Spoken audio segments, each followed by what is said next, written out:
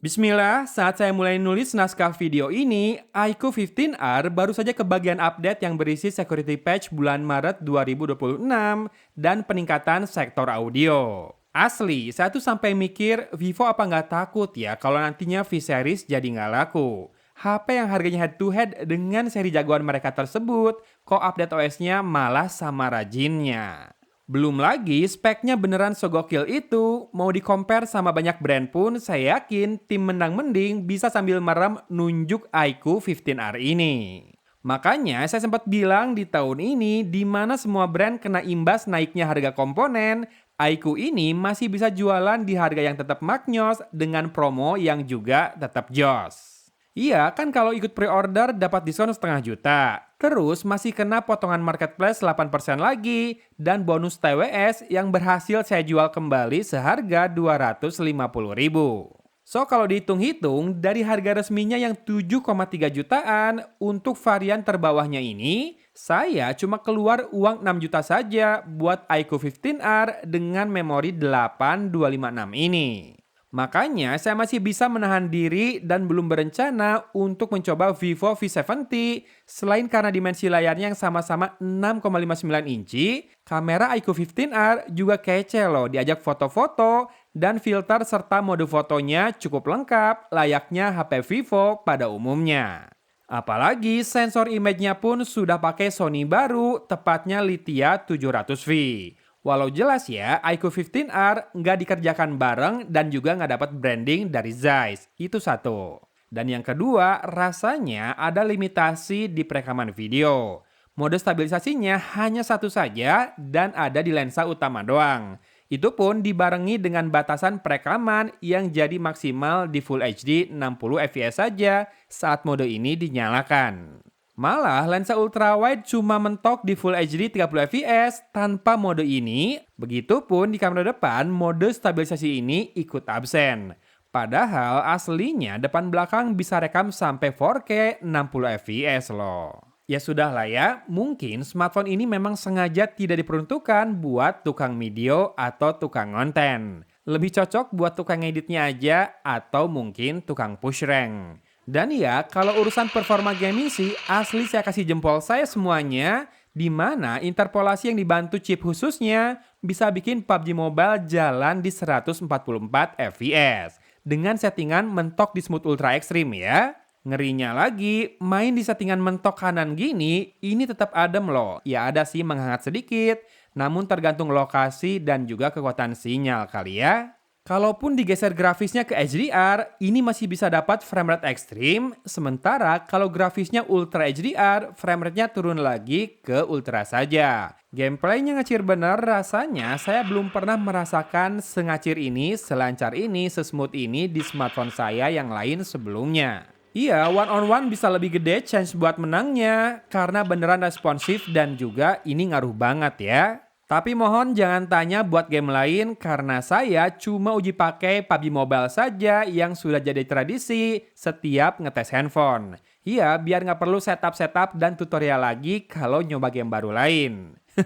Ya anyway, ini baterainya juga badak ya di 7600 mAh. Tapi tidak jadi paling awet karena kalau full di luar rumah tanpa ketemu wifi sama sekali memang masih bisa tembus 24 jam tapi nggak banyak lebihnya, paling cuma sekitar 8 jam. Namun kalau connect wifi di rumah sih bisa 2 sampai 3 harian lah ya, tentu dengan pemakaian yang lebih casual. Tapi ini semua wajar karena dapur pacunya emang ngebut, mesti makan baterainya juga gede. Jadi nggak bisa sehemat iQOO Z10 yang dalam tanda kutip cuma pakai Snapdragon 7S Gen 3. Namun kalau saya bandingkan dengan Oppo Find X9 yang baterainya cuma 7000 mAh, ini masih kalah awet. Pun demikian dibanding Vivo X300 Pro yang cuma 6500 mAh, rasanya iQOO 15R dengan Snapdragon 8 Gen 5 ini kalah awet gitu ya dibandingkan HP-HP yang pakai Dimensity 9500. But FYI, skor Antutu benchmark dari iQOO 15R ini yang varian RAM 8 GB ya, di saya sedikit saja di bawah 3 juta. Sementara skor storage test mencapai 157 ribuan yang artinya sudah pakai UFS 4.1. Ini gokil. Dan apresiasi lain saya berikan buat build dan looks dari HP ini. Frame metal solid namun bodi tidak tebal dan finishing kaca halus yang tak mudah kotor serta penampakan unik pola grafis 8-bit di varian warna silver ini sungguh jadi pembeda dari smartphone lain. Apalagi iQOO berhasil bikin layout kamera yang sejatinya cuma punya dua lensa ini terlihat lebih stand out dengan frame kapsul dalam rounded rectangle-nya yang nampak manis. Lalu, buat multimedia pun smartphone ini jelas handal, stereo loudspeaker-nya dengan dedicated grill terasa makin mantap pasca update-nya yang terakhir. Layar AMOLED-nya juga punya always on display yang bisa all day ataupun schedule alias real beneran always on. Dan lagi, HP-HP iQOO banyak yang tetap disupport sama Vivo Office Kit juga. Aplikasi padanan di PC atau Mac ini bisa bikin interconnectivity bareng laptop makin kerasa seamless. Iya, mau transfer file atau buat screencast ke laptop, ini bisa. Tuh kan, Vivo bukannya menganaktirikan iQOO, malah serasa menganak emaskan ya kalau gini caranya. Meski memang saya infokan sekali lagi, channel penjualannya lebih terbatas dan fokus utamanya buat online channel. Tapi buat yang biasa jajan online apalagi berburu promo payday atau tanggal kembar, rasanya iQOO ini wajib selalu dipantau ya harganya. Karena memang sulit menolak pesonanya kalau lagi harga promo. Walau saya sih belum tega tuh kalau harus beli handphone iQOO yang harganya di atas 10 juta. Ya itu sih kuncinya ya. Selama harganya masih seseksi ini, saya akan terus menempatkan salah satu produk iQOO di keranjang marketplace saya biar terpantau harganya pas lagi banyak promo jadi tinggal check out. Nah buat teman-teman boleh cek produk yang saya munculkan di video ini ya. Klik dan masukkan keranjang dulu sambil nunggu promonya nongol. Oke, abis itu boleh simak sampel foto dan videonya biar tahu seperti apa hasil kamera dari iQOO 15R ini. Ya, dari kota Cimahi, Agun pamit undur diri. Wassalamualaikum warahmatullahi wabarakatuh.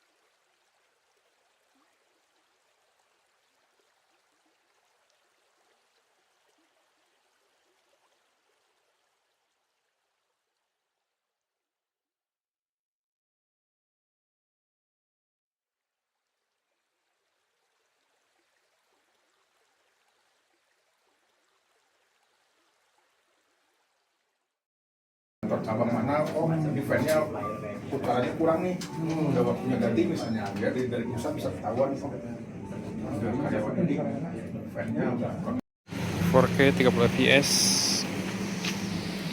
stabilization mati ya, ultra stabilizationnya mati.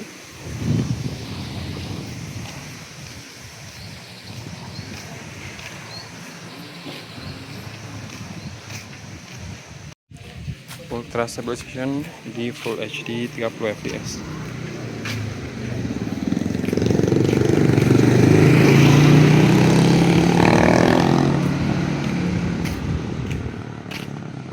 Cek goyang-goyang. Kamera depan di 4K 30 fps. Tidak ada mode stabilisasi kalau di kamera depan. Ini ada backlight. Dan yes, kalau cahayanya lebih pas ke arah wajah kayak gini.